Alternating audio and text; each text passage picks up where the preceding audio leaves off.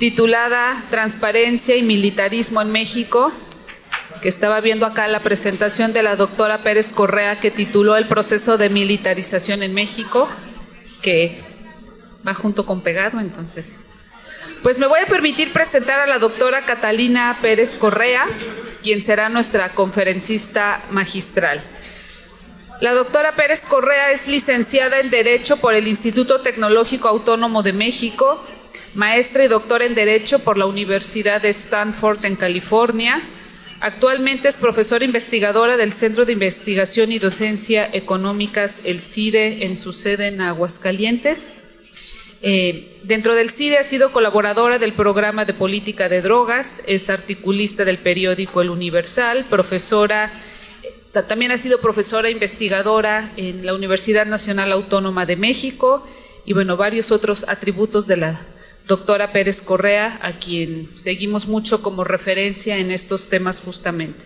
Y bueno, doctora Pérez Correa, bueno, hemos escuchado de diversos riesgos a la democracia, sin duda creo que el proceso de militarización, el militarismo en México es uno de ellos.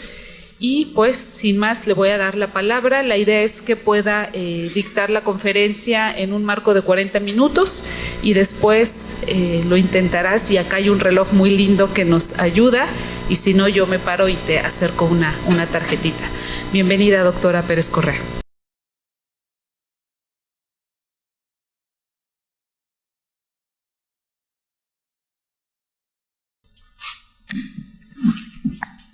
Hola, ¿qué tal? Buenos días. Yo quisiera empezar agradeciendo a la Universidad de Guadalajara, al CUSEA, a las demás instituciones que convocan, al doctor Mauricio Merino, muchas gracias por la invitación, al rector Luis Gustavo Padilla, a la maestra Lourdes Morales, gracias por la organización, por la invitación. Es realmente un honor estar aquí para mí. Y Elisa, muchas gracias por fungir de comentadora. Yo traigo unas presentaciones porque, pues, si bien, como decía Elisa, yo estudié Derecho, me he dedicado a hacer como estudios multidisciplinarios y tengo, pues, un par de trabajos que me parece que se entienden más cuando se enseñan de manera visual. Entonces, voy a hablar de este proceso de militarización, del tema de la transparencia en términos de lo que implica la militarización, el proceso de militarización que hemos vivido en México. A ver, aquí normalmente académicamente se hace una distinción entre militarismo, militarización. No voy a hacer esa distinción, utilizo como el término más genérico, que es la militarización, y que es básicamente la transferencia de funciones civiles a las Fuerzas Armadas. Y aquí podemos hablar de distintas formas en las cuales esto sucede. Uno tiene que ver con la participación militar en tareas de seguridad pública, que es una de las que voy a hablar hoy. La otra tiene que ver con la participación militar en tareas de administración pública, que es algo que hemos visto o se ha hecho público en los últimos años. Y luego también hay otro proceso que no voy a mencionar, pero me parece, no voy a abundar en él, pero me parece importante mencionar, que es el tema de la contratación de militares en secretarías de seguridad pública. Y esto se conoce menos, pero también hay un proceso en el cual la mayoría de las secretarías de seguridad pública en los estados han contratado a militares con licencia, militares retirados, y adoptado formas castrenses dentro de su funcionamiento. Y esto también está cambiando las formas, los modelos policíacos a nivel local. Entonces, me voy a concentrar, les quiero contar muy brevemente de uno de los últimos trabajos que hicimos en el CIDE, en el programa de política de drogas. Este trabajo es el Inventario Nacional de lo Militarizado. Básicamente es una lista de funciones. Hicimos un trabajo para saber qué facultades de carácter civil se han ido militarizando desde el 2006 al 2021. Y aquí me parece que es importante señalar algo. El proceso de militarización en el país no empezó en el 2006, pero sí se aumentó, recrudeció en ese momento. En realidad, sí, si vemos hacia atrás, desde 1994 hay facultades que se empezaron a dar a las Fuerzas Armadas que no les correspondían constitucionalmente. Hay casos en la Suprema Corte que hay que mencionar, pero sí hay un cambio cualitativo en el 2006, cuando se hizo el despliegue militar en ese diciembre después de las elecciones. Pero bueno, entonces, ¿qué es lo que incluye este trabajo que hicimos? Lo que queríamos hacer es encontrar todas las funciones civiles que se le han entregado a las Fuerzas Armadas en el país en este periodo. Básicamente son la adopción de prácticas castrenses, como decía yo, en tareas de seguridad o de otras instituciones, pero también la transferencia de actividades, funciones, facultades civiles al Ejército o a la Marina. Y por último, y esto es bien importante para el tema de transferencia, de transparencia, el tema de la transferencia de recursos, que originalmente fueron asignados a las instituciones civiles, pero que se dieron a las Fuerzas Armadas a través de distintos mecanismos de los cuales les voy a contar. Esta gráfica está muy llena para verla desde lejos, pero les quiero nada más como mencionar algunas de las funciones. Encontramos por lo menos 223 funciones civiles que han sido asignadas a las Fuerzas Armadas en este periodo. Y son muy diversas. En seguridad incluye cosas como detener el robo de hidrocarburos, la vigilancia en las fronteras al norte y al sur, que tiene funciones distintas, tareas de combate al narcotráfico, a la delincuencia organizada, etc. Entonces esa es una parte importante, pero no es la principal. Una de las sorpresas que tuvimos es ver que las funciones en seguridad pública que se han dado a las Fuerzas Armadas no son las principales tareas que se le han asignado a las Fuerzas Armadas. Otras que no tienen que ver con seguridad. En el 2007, por ejemplo, el Ejército Mexicano realizaba tareas de protección ambiental y reforestación, con el cual se les dio un presupuesto adicional de 224 millones de pesos ese año. Entonces, de nuevo, cuando nosotros revisamos el presupuesto de la Federación y vemos el presupuesto de las Fuerzas Armadas, estos presupuestos no están incluidos ahí. Son presupuestos que se le asignan originalmente a una institución civil y que después se da por esa institución civil a las Fuerzas Armadas.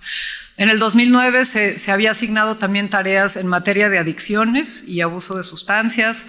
En el 2010 participaban ya las Fuerzas Armadas en la Administración General de Aduanas de la Secretaría de Hacienda. En el 2013 se proporcionaba apoyo en seguridad y adestraban a las policías de Nuevo León, Michoacán y Durango. Ese año, por cierto, el Consejo Nacional de Ciencia y Tecnología, el CONACYT, le otorgó a la Secretaría de la Marina más de 38 millones de pesos que originalmente estaban etiquetados al desarrollo científico. En el 2014 la Sedena realizaba obras públicas en el Estado de México, participaba en la Cruzada Nacional contra el Hambre y llevaba a cabo obras de infraestructura para el Consejo de la Judicatura. O sea, están construyendo edificios del Consejo de la Judicatura. En el 2019 las Fuerzas Armadas participaban en el traslado de víveres, distribución de fertilizantes, confección de banderas y de uniformes para instituciones federales, así como la construcción y remodelación de hospitales, aeropuertos, obras en Palacio Nacional, la Agencia Espacial Mexicana, etcétera, ¿no? Esto es nada más uno de los ejemplos de lo que encontramos en estas 223 funciones que han sido asignadas a las Fuerzas Armadas. Ya no funciona. Ahí está.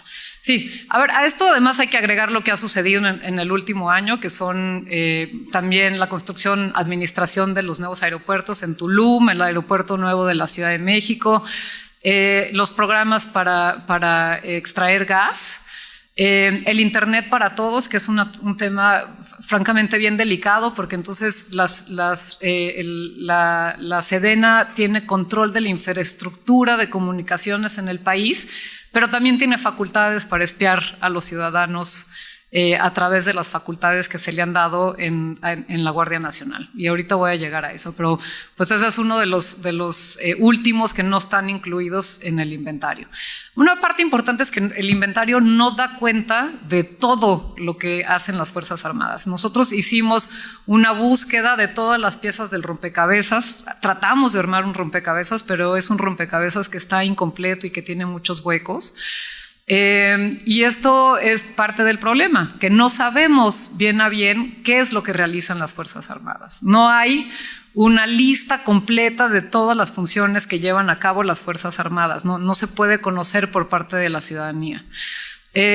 Y otra parte bien importante es que tampoco conocemos el presupuesto. Junto con las funciones que estábamos tratando de ubicar, tratamos también de ubicar, bueno, ¿y cuánto presupuesto implica cada una de estas funciones? Pues no lo encontramos. Por ejemplo, sabemos que Sedena ahora va a recibir 34,000 millones de pesos adicionales en 2023 con la transferencia de la Guardia Nacional. Ese es como uno de los montos que van a recibir. El fideicomiso, que por cierto desaparecieron todos los fideicomisos, yo vengo del CIDE, fue una importante pérdida para el funcionamiento del CIDE el haber perdido el fideicomiso.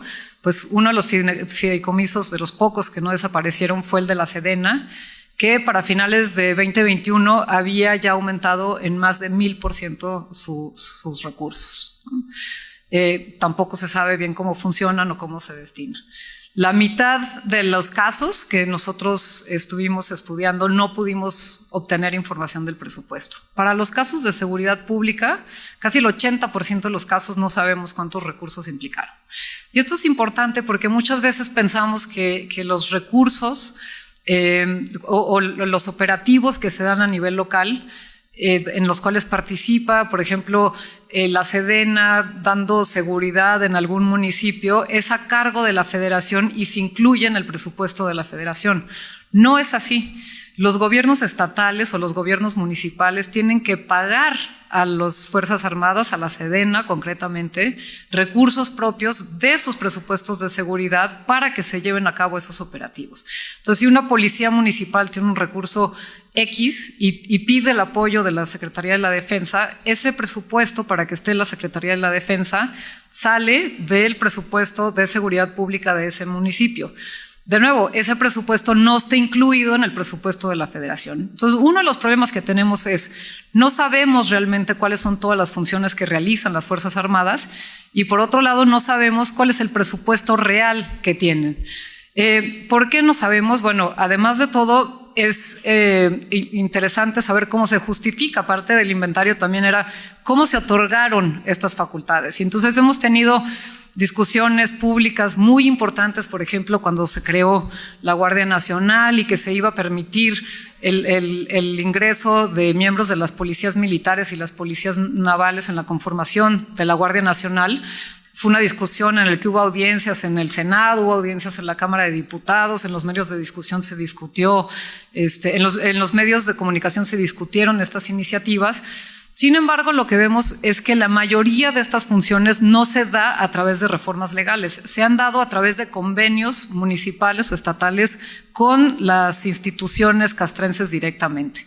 Normalmente, además, son convenios que se justifican de manera muy laxa y les pongo un ejemplo de uno de los que encontramos, ¿no? Que en la Ley Orgánica de la Administración Pública Federal, el artículo 129, el artículo 29, y ahí se establece que hay una facultad para que el municipio contrate o la institución contrate a la Sedena para que lleve a cabo esa labor que originalmente le corresponde a la institución civil, ya sea la contratación para que realicen el traslado de víveres para los fertilizantes o incluso para la prestación de estos servicios de seguridad pública.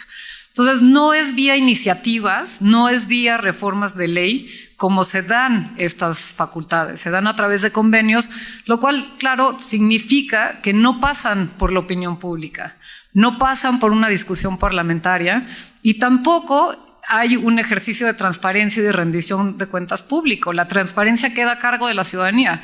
Tiene que venir alguien como los investigadores del programa de política de drogas del CIDE o de cualquier otro lado a empezar a indagar. Entonces, la transparencia, en lugar de ser una obligación por parte del Estado, es algo que tenemos que llevar a cabo los ciudadanos para tratar de entender dónde quedó el presupuesto y cómo se está utilizando.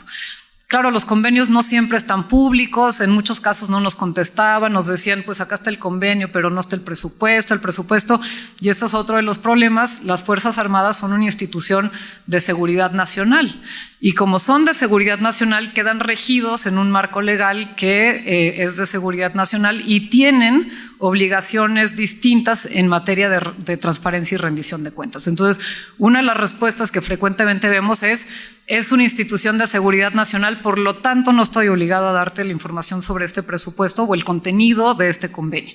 Entonces sabemos que hay una función civil que era de la Secretaría cualquiera, ¿no? Y esa función se le da a las Fuerzas Armadas, pero no tenemos forma de saber a través de qué medio, cuánto costó. No hay ningún tipo de transparencia o rendición de cuentas sobre cómo se realiza o lleva a cabo esa función.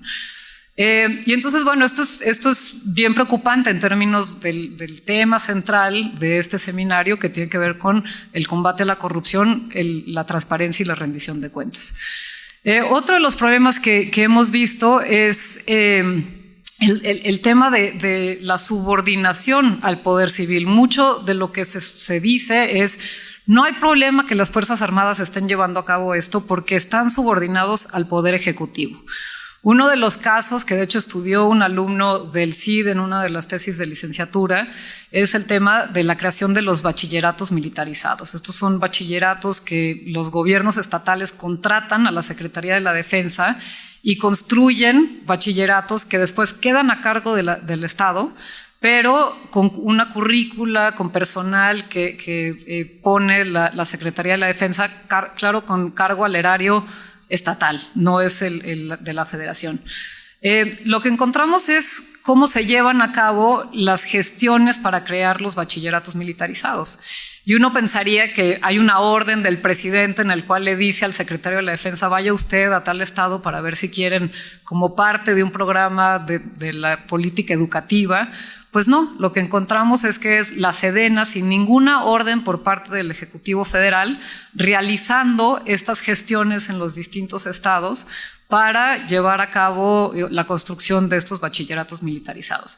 Lo que este ejemplo pone en duda es la subordinación ya de las Fuerzas Armadas a el Ejecutivo Federal. Este es solamente un ejemplo, pero seguramente también hay otras instancias como la construcción de infraestructura que se hacen en los estados directamente gestionados por la Secretaría de la Defensa sin pasar por órdenes del Ejecutivo Federal. ¿Por qué es relevante esto? Bueno, porque hay ya la creación de intereses corporativos dentro de las Fuerzas Armadas para conseguir contratos con los municipios y con los estados para agrandar su presupuesto a través de estos mecanismos que no son transparentes, en los cuales no hay rendición de cuentas y no hay forma de conocer el contenido de los mismos. Y entonces, esto es en términos de todas estas funciones que se le han dado al Ejército, a la Marina, en materia de administración pública, que no tiene nada que ver, es lo más alejado que ya tiene que ver con la naturaleza propia de las Fuerzas Armadas, que tiene que ver con la protección de las fronteras, la protección de la seguridad nacional. ¿No? ¿Qué tienen que estar haciendo? Administrando aeropuertos, construyendo bachilleratos, nada, ¿no? Y entonces esa es una parte. La otra tiene que ver con los militares en materias de seguridad pública, donde ha habido mucha más discusión. Una de las razones por las que hay más discusión es porque hay un mayor escrutinio por parte de los jueces sobre estas funciones. Si un militar detiene a una persona en una carretera sin tener facultades para ello y lo lleva a la fiscalía le dice: no lo puedo yo retener porque tú no eres una autoridad competente, el juez me lo va a rechazar. Y entonces por eso ahí sí ha habido más discusión pública y se ha hecho todas estas se han llevado a cabo estas iniciativas de reforma de ley y no nada más a través de convenios.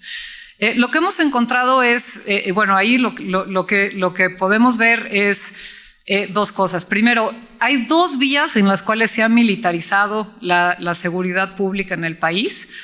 Una es el acuerdo militar, que se resolvió hace apenas unos días su constitucionalidad en la Suprema Corte de Justicia, y el otro es la creación de la Guardia Nacional. Aquí habría que agregar este tercero que les decía yo a través de los convenios particulares que se hace con los municipios y los estados.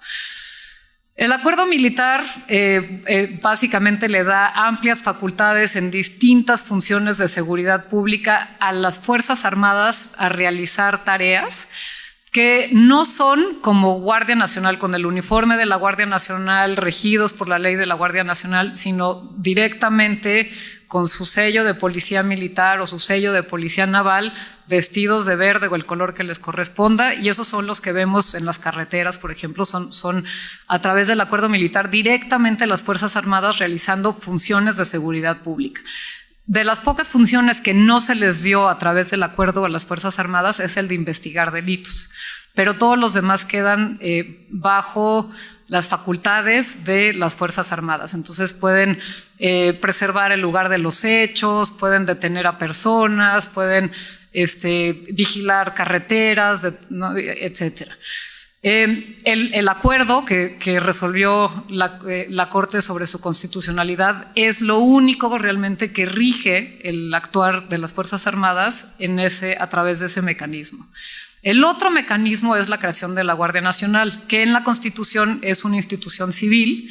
Sin embargo, en los transitorios incluyó un artículo que dice que en lo que se conformaba la Guardia Nacional como una institución civil podía estar incluidos miembros de la Policía Militar y de la Policía Naval. Y entonces esto es un problema. La Guardia Nacional tiene amplísimas facultades, tiene 44 facultades en ley, más las otras que no están incluidas directamente en la ley de la Guardia Nacional, que incluyen intervenir comunicaciones, la prevención de delitos, tienen a su cargo la custodia de centros penitenciarios, la investigación de delitos, participar en operativos conjuntos, inspeccionar los documentos y detener a personas migrantes. Entonces pueden detener a cualquier persona en la calle para pedirle sus documentos, llevar a cabo operaciones encubiertas, incluso poner multas de tráfico. Entonces, la Guardia Nacional, el Ejército, la Marina, como Guardia Nacional tienen todas estas facultades: prevenir delitos, intervenir comunicaciones, detenernos, y además están a cargo de los centros penitenciarios. O sea, no hay una parte de todo el proceso que implica la seguridad pública que no esté hoy a cargo de los militares. Hay otros que son muy vagas, como realizar investigaciones para la prevención del delito. No, supuestamente lo que se hace, las autoridades de seguridad pública previenen delitos, pero investigar para prevenir delitos básicamente es facultades de espionaje en distintas modalidades, ¿no? Y aquí, como les decía yo, pues tienen a cargo además la protección y el control de la infraestructura de telecomunicaciones del país. Entonces, fíjense ya el panorama y lo extendido que está esto, ¿no? Una de las preguntas que se hacía a la Corte es sobre si el acuerdo era extraordinario, cumplía con el parámetro de ser extraordinario que dictan los principios de derecho internacional. Dijeron que sí, ¿no? que sí es extraordinario, pero pues básicamente lo que hace el acuerdo es darle estas facultades a lo largo de todo este sexenio. Y después están todas estas leyes secundarias que se aprobaron sabiendo que son inconstitucionales. Y claro, parece que aquí ya hay una ruta que se está llevando a cabo desde Presidencia y que es bien importante para pensar también las reformas secundarias que se están proponiendo en caso de que no se apruebe la reforma constitucional en materia electoral, que es: probamos leyes que son inconstitucionales, las llevamos a la Corte se tarda 3-4 años en resolverlas y luego resuelve algo que dice que sí, pero que dice que no, y ahí se quedan, ¿no? Y entonces parece que hay una ruta ya para aprobar reformas inconstitucionales que no hay poder o control constitucional que después las deje abajo. Entonces, bueno, esto es a finales de 2018 la Suprema Corte de Justicia declaró inconstitucional la totalidad de la Ley de Seguridad Interior, que básicamente daba parte de estas facultades a las Fuerzas Armadas, y decían entonces por contener disposiciones que pretendían normalizar la utilización de las Fuerzas Armadas en temas de seguridad pública, lo que es contrario al orden constitucional y convencional. Bueno, hace unos días la Corte resolvió el acuerdo militar que ya les mencionaba, que básicamente pone a las Fuerzas Armadas a hacer lo mismo, y en este caso decidieron pues que sí cumple con el orden constitucional y convencional, incluido el supuestamente ser extraordinario, estar subordinado al poder civil, etcétera, que cada uno de estos principios podríamos analizarlo y ver cómo no se cumple conforme a lo que está establecido en el derecho internacional. Claro, una de las preguntas sobre todo esto es el fuero militar. Nuestra Constitución prohíbe fueros especiales en todos los casos, salvo por el fuero militar. Y tenemos aquí la gran pregunta es: ¿y el fuero militar qué significa en términos de la protección de los derechos de las víctimas, la protección del debido proceso para las personas que somos de alguna forma molestadas en nuestros derechos por las Fuerzas Armadas, y también qué significa en términos de transparencia y rendición de cuentas. Si la justicia civil es difícil entender y accesar para los ciudadanos para entender cómo funciona, pues todavía lo es más difícil el fuero militar. Sabemos que a pesar de que la Constitución prohíbe que cuando están implicados ciudadanos sea el fuero militar quien conoce los casos, de todas formas así se sucede y es el fuero militar quien sanciona, investiga, etcétera, los casos en los cuales hay violaciones de los derechos humanos por parte de las Fuerzas Armadas.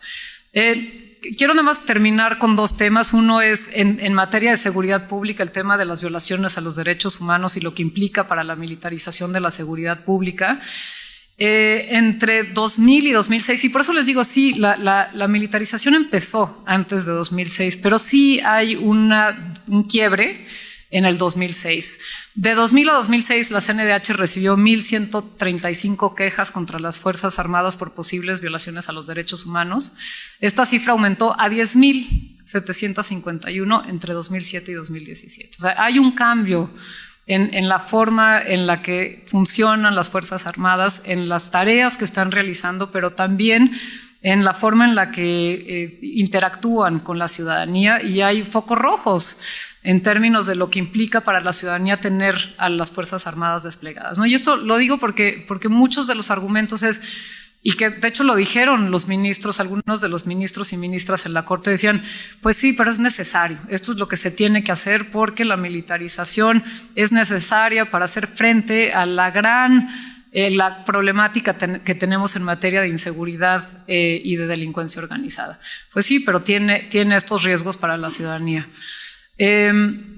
Y entonces esto, después de 2017 disminuyeron las denuncias por violaciones a los derechos fundamentales ante la Comisión Nacional de Derechos Humanos. Sin embargo, lo que hemos visto es que han aumentado nuevamente en los últimos años. No les voy a leer todas las cifras, se los voy a poner acá. La Guardia Nacional desde el primer año de su existencia ya aparece como las principales autoridades en materia de seguridad pública que viola o es señalada por violaciones de los derechos humanos. Y yo lo que hice en esta gráfica es, la Guardia Nacional es una institución militar, no quedan ya instituciones civiles, y lo que vemos es cómo disminuyó 2014, 2017, y claramente hay una tendencia nuevamente a la alta. Y esto hay que tomar distintos, hay que ver esta gráfica entendiendo, sí, hay que ver la tasa, por ejemplo, porque por supuesto quizás va a haber más violaciones porque son más elementos de las Fuerzas Armadas. Sin embargo, lo que estamos viendo es que estamos ya en niveles que se parecen nuevamente a los años más problemáticos del despliegue militar. Los tipos de violaciones además no son cualquier cosa, son por tortura, ejecuciones extrajudiciales, detenciones arbitrarias, etc. Ahora, en materia de transparencia, que esto es también uno de los puntos centrales de aquí, es ¿qué pasa? ¿Cómo se investigan estos delitos? Hace rato Lorenzo Córdoba hablaba de lo que ha pasado con la Comisión Nacional de Derechos Humanos. Se reciben estas quejas, las recomendaciones son pocas, no hay voluntad para señalar lo que está sucediendo. Bueno, ¿qué otra cosa pasa, ¿no? Cuando hay un uso de la fuerza letal, esto ya no estoy hablando de la fuerza pública en general, sino cuando se usa la fuerza letal en contra de una persona, lo que tendría que haber es una investigación por homicidio en cada uno de los casos. Lo que nosotros hemos visto, y esto lo estamos investigando desde el 2011, es que las autoridades ministeriales no llegan o llegan tarde y ya son las propias Fuerzas Armadas quienes se ocupan de preservar el lugar de los hechos, entonces nadie lo está investigando. Y la institución normalmente es la Secretaría de la Defensa, dice algo como esto, ¿no? La Secretaría de la Defensa, a través de la Comandancia de la Región Militar X, en el marco de la campaña permanente en contra del narcotráfico, informa que el día de ayer personal militar, al estar realizando patrullamientos a inmediaciones del municipio, el que sea, se percataron de la presencia de individuos en actitud sospechosa. Estos son machotes que se repiten y se repiten y se repiten en los comunicados. los cuales al observar la presencia del personal militar emprendieron su huida, por lo que se procedió a su persecución y posteriormente agredieron con disparos de arma de fuego al personal militar. El personal militar repelió la agresión teniendo como saldo, y ahí normalmente son un chorro de muertos, algunos heridos, algunos detenidos, pero principalmente personas fallecidas. Este es el comunicado que se emitió en el caso de Ángel, el chico que fue ejecutado en Puebla. Este es el caso de muchos otros casos que se han dado a conocer. La mayoría de los casos no se dan a conocer y simplemente son cifras. Nosotros hicimos un estudio para decir, bueno, entonces si no hay investigación, si nadie está investigando, nadie está viendo cómo se usa la fuerza letal, que es como la forma más violenta de utilizar a las Fuerzas Armadas, ¿qué es lo que hay? Y entonces hicimos esta investigación en el cual tratamos de ver, bueno, ¿qué pasa cuando hay enfrentamientos? Vamos a construir indicadores que puedan decirnos un poco qué es lo que está sucediendo. Y esto es algo que empezamos a hacer desde el 2010. Aquí son cifras que son más recientes. Con distintos indicadores que hemos construido. Este es, por ejemplo, la relación entre civiles que mueren por arma de fuego y los agentes federales que mueren. Entonces, en un enfrentamiento hay un principio de derecho internacional de uso de la fuerza, que es el de necesidad y proporcionalidad. Son dos: necesidad por un lado, proporcionalidad por el otro. Si hay un intercambio de fuego, pues tendría que hacer algo que sea proporcional. Si mueren 40 personas de un lado y no muere ninguna persona del otro lado, lo que está indicando es que pues no fue proporcional el uso de la fuerza. De nuevo, estas no son evidencias de nada, son indicadores que están señalando cuestiones que llaman la atención y que habría que investigar. En la literatura internacional, este indicador se dice que hay una cifra entre 10, 12 personas que mueran de un lado frente al otro. Es algo que está dentro de lo normal. No deseable, pero es normal. Nosotros vemos, por ejemplo, el caso de la Sedena con cifras oficiales, que tenemos este indicador, mientras que el indicador internacional es de 10. Hay 33 personas en 2020 que murieron por cada soldado que murió. 33 civiles mueren por cada soldado que muere. Lo que está indicando es que no hay una política que se parece a los principios que rigen la seguridad pública, que son del menor uso de la fuerza necesaria, sino de nuevo muestra que se está utilizando la fuerza con la lógica de seguridad nacional, de eliminar a un enemigo. Y esto es uno de los problemas fundamentales al utilizar a las Fuerzas Armadas en tareas de seguridad pública. No es una institución que simplemente detiene a personas y que busca hacer cumplir la ley. Hay una lógica de eliminación del enemigo que una y otra vez aparece en los indicadores y en los estudios que hacemos sobre uso y abuso de la fuerza letal. En el caso de la CEMAR también, ahí son casos más bajos porque son cifras más bajas porque son en general menos casos. Hay otro indicador que hicimos que es el de el índice de letalidad. Ya voy a terminar. Y es simplemente lo que mide es cuántas personas mueren y cuántas personas son heridas. Y entonces aquí lo que nada más les quería enseñar esto porque en efecto este indicador ha disminuido. Por cierto, aquí el trabajo del INAI ha sido fundamental. En el 2014 la Sedena dijo: yo ya no voy a entregar información. Y háganle como quieran, ¿no? Y fue parte del trabajo del INAI que logró hacer que se hiciera público de nuevo la información sobre cuántas personas mueren o son heridas en cada intervención de este tipo por parte de las Fuerzas Armadas. Pero les quería enseñar, perdón, este es el anterior, nada más para que vean la tendencia hacia la alta de los últimos años. Esto a pesar de todo el discurso de no, acá no hay masacres, el presidente no va a dar la orden.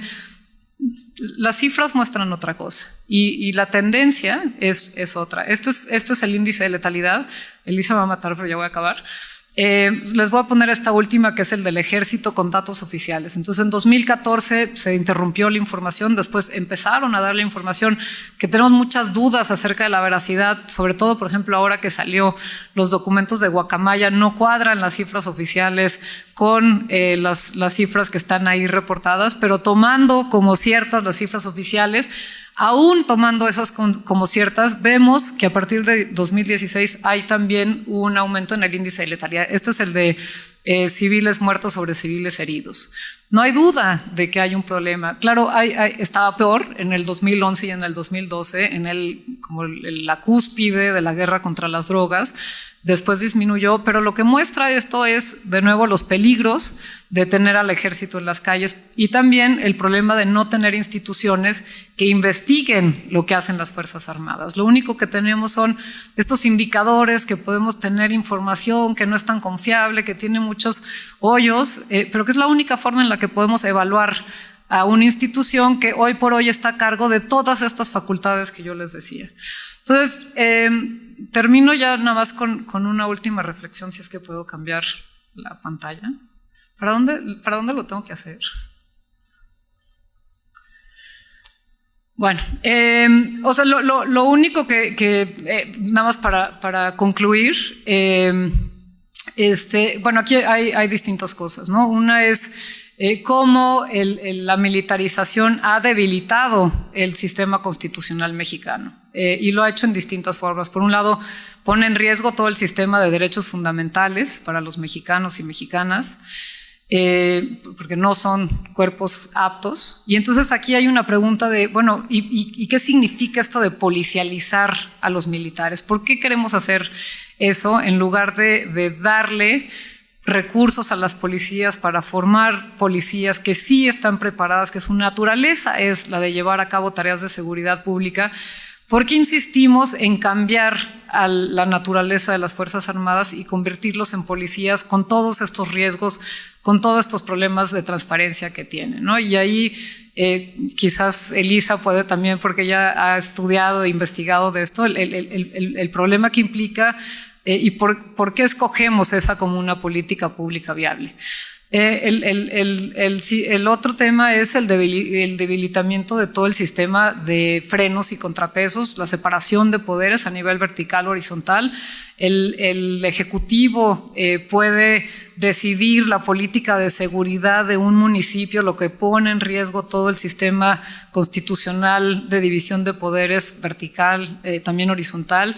El sistema de frenos y contrapesos, que implica que ahora el ejército pues sea juez, parte, investigador, custodio de las cárceles, el que está a cargo de las comunicaciones. Realmente es muy grave lo que estamos viendo en términos de la posibilidad de tener contrapesos y frenos.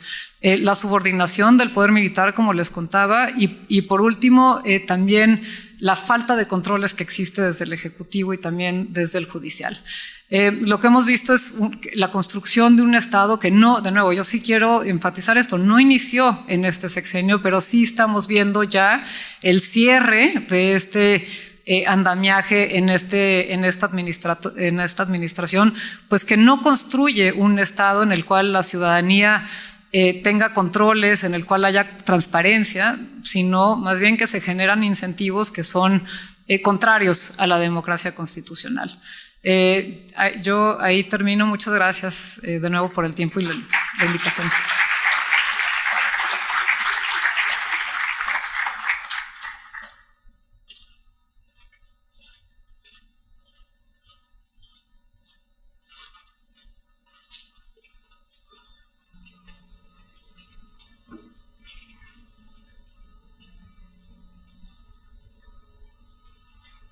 Pues muchas gracias, doctora Pérez Correa. Creo que ha sido un panorama bastante contundente. No sé si por parte del público hubiera un par de preguntas que podamos retomar de forma muy concreta en lo que se animan. Si ya vi una mano de este lado, si me ayudan con el micrófono, yo mencionarle a la doctora Pérez Correa que pues pareciera que queda… Bueno, no pareciera, o sea, es evidente que la militarización o militarismo, según el concepto que utilicemos, es un claro riesgo a la democracia, pero me parece que tenemos un gran desafío en hacer más explícitos esos riesgos y las consecuencias. Yo no sé si es por el tema de la popularidad de las Fuerzas Armadas, si porque las generaciones más jóvenes no tienen un antecedente de lo que implica una dictadura militar, pero tengo la sensación que como sociedad no estamos preocupados ni ocupados en identificar este riesgo y sobre todo detenerlo. Yo quisiera rescatar aquí brevemente una definición, explicación que un experto, ex colega de la Fundación Friedrich Ebert, Wolf Grabendorf, él entiende o explica que los procesos de militarización también deben entenderse como una escasez de instituciones estatales civiles. Y me parece que estamos en este círculo vicioso. La militarización, pues, desincentiva la construcción de instituciones civiles, pero al no tenerlas, la militarización, pues, logra expandirse, ¿no? Entonces, un poco quizá tener una reacción tuya de cómo detener eso. Hace rato nos compartían que México está medianamente bien calificado en materia de gobierno abierto. Queda claro que esto no aplica para las Fuerzas Armadas, ¿no? Tú mencionabas del trabajo del INAI en esta medida, de las solicitudes de información que desde la academia se hacen, pero creo que también ahí hay otro gran desafío, cómo desde la sociedad civil podemos contribuir a ese control civil democrático del sector seguridad, particularmente el de las Fuerzas Armadas. Ahora sí le doy la palabra, por favor. Gracias, muy buen día. Consulta respecto de, al momento de hacer las solicitudes para conseguir la información en la investigación, refiere que pues, los militares responden que no están obligados a responder las preguntas, pero tengo entendido por la legislación en materia de acceso a la información que sí lo están y que entonces les tocaría a ustedes haber recurrido al INAI, saber si lo hicieron y si sí lo hicieron, el INAI que respondió, porque no hay reserva de información pública por Ministerio de Ley, o sea, no son válidas y tampoco pueden ser generales. Ellos te tienen que responder caso por caso con el razonamiento de prueba de daño por qué esa información momentáneamente se reserva. Y si no lo hicieron así, el recurrir al INAI pues puede ayudar y el INAI debería resolver en consecuencia de que si no hay un razonamiento, la información se debe entregar. ¿Sí? Entonces, saber qué pasó ahí con esas solicitudes. Gracias. Gracias. ¿Alguna otra pregunta, comentario? Si no, yo agregaría otro, Catalina. Creo que en esto de… O sea, a mí es que estoy realmente preocupada de ver que la sociedad no nos movilizamos en torno a este tema. Creo que pasa un poco con el fenómeno de la normalización de la violencia. No sé si como sociedad estamos normalizando la militarización y pues lo grave que sería si es el caso. Bueno, pues sin más te regreso el micrófono y aquí te voy anotando el tiempo. Sí, muchas gracias. A ver, empiezo por la última, este tema de normalizar la militarización. Una de las cosas que salió ahora con los Guacamaya Leaks es el enorme aparato de propaganda que tienen las Fuerzas Armadas. Y que van desde financiar telenovelas en las cuales los personajes principales son militares, música, hay producción de música, hay spots, abren los partidos, no sé si alguna vez les ha tocado que van a un partido de fútbol y hacen como una ceremonia inicial con la bandera, los militares, uno va al cine y están ahí los militares, entonces hay un enorme aparato que está funcionando para normalizar la presencia de los militares. Hay ferias que van itinerantes a los distintos estados, se abren ahora los cuarteles de algunos estados, se abren para la visita dominical y entonces la gente puede ir al cuartel militar con sus familias, hacer un picnic. Entonces hay un esfuerzo de parte de las Fuerzas Armadas para normalizar la presencia y me parece que eso es bastante importante. Ahora, también hay mucha confianza por parte de la ciudadanía, pero lo que las encuestas también muestran es que la gente sí sabe distinguir. Y cuando le preguntas a la gente, ¿quieres que siga los militares al frente del combate contra la delincuencia organizada? Sí, creo eso. ¿Y tú crees que los militares deben de detenerte, entrar a tu domicilio? No, eso no. Pero las encuestas normalmente se hacen simplemente preguntando por el combate a la delincuencia organizada y ahí la gente sí quiere, simplemente no se ha hecho realmente el esfuerzo de distinguir. Y además, pues está todo este aparato que lo está promoviendo. En términos de la escasez de instituciones civiles, sí, esa es como la excusa que se ha dado. Las policías no están lo suficientemente capacitadas, pero sí lo que vemos y que me parece que es bien importante es cómo se ha drenado los recursos de las instituciones civiles. Y creo que parte de lo que falta hacer es entender cuál es el efecto, no nada más en empoderar a las Fuerzas Armadas, sino en cómo ha repercutido en las instituciones civiles. ¿Qué pasa con la Secretaría de Comunicaciones y Transportes ahora que no tiene control de las carreteras, de los puertos, de las aduanas? ¿Qué pasa con la Policía Estatal de Aguascalientes cuando entran las Fuerzas Armadas y se le pasa parte de sus recursos y entonces ya no tienen recursos para pagar las pensiones de los policías, los días de vacaciones, los uniformes, el gasolina, los coches, las capacitaciones, etcétera? Entonces, claro, es un círculo vicioso, pero me parece que no hemos hecho suficiente trabajo para entender este sifoneo de recursos que hay de las instituciones civiles a las Fuerzas Armadas. Y que me parece que es insuficiente decir que no existen instituciones civiles, ¿no? Sí hay instituciones civiles y lo que habría que hacer es corregirlas. Es un poco el argumento de hay corrupción en algunas de las guarderías, entonces vamos a desaparecer todas las guarderías que existen. No, hay que revisar caso por caso y ver qué es lo que se puede hacer para mejorarlos. Parece de frente una buena idea simplemente darle estas funciones a las Fuerzas Armadas, pero el resultado no es bueno, ¿no? Y lo que estamos viendo no es cierto que se combate la corrupción, lo que hay es simplemente un sistema de opacidad en el cual no nos enteramos de esa corrupción. Y ahí voy a su pregunta, muchas gracias. Creo que de entrada son muchas solicitudes de información y no son a las Fuerzas Armadas, son al municipio, al estado, en el cual le decimos, ¿nos puede enseñar el convenio que usted hizo? Y nos contestan, no, es por seguridad nacional. Y entonces en algunos casos los hemos recurrido ante el INAI, en otros casos no. Yo les voy a dar un ejemplo de uno de los casos. En el 2014, cuando la Sedena decidió que ya no iba a dar la información sobre civiles muertos y heridos porque le competía a la autoridad civil, fuimos con la PGR y le preguntamos, y la PGR nos dijo, yo no tengo nada de esa información. Y entonces recurrimos al INAI y le dijimos, la Sedena tiene que dar esta información, porque además sabemos que la tiene, o sea, la tenía y de pronto ya no la tiene, sabemos que la tiene. Y entonces ahí, por unanimidad, el Pleno del INAI decidió que la Sedena estaba obligada a darnos la información. Bueno, la Sedena contestó con otra información. Sí, ya está bien, y te contesto otra cosa. Te voy a contestar cuántos abuelitos reciben, ¿eh? Y entonces había que empezar otra vez todo el proceso, porque no hay forma, no hay forma. ¿Cómo obligas a la Sedena que te dé la información? Entonces parte del problema que tenemos es ese, que no tenemos la capacidad, siendo, pues somos 5 o 6 investigadores, de poder recurrir cada uno de estos casos. Y entonces pues estamos un poco, hay unos de los casos que tomamos y que los tratamos de llevar a través del INAI hasta el final, pero hay un punto en el que ya no podemos avanzar más. Y estamos, justamente creo que ese es uno de los problemas.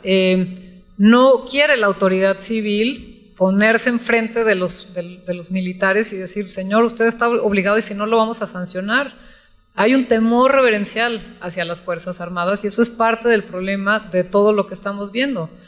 Y entonces, bueno, eso me parece que es algo que falta hacer, que hay que trabajar y que ahorita el contexto no está realmente, o sea, no hay un contexto en el cual eso vaya a mejorar.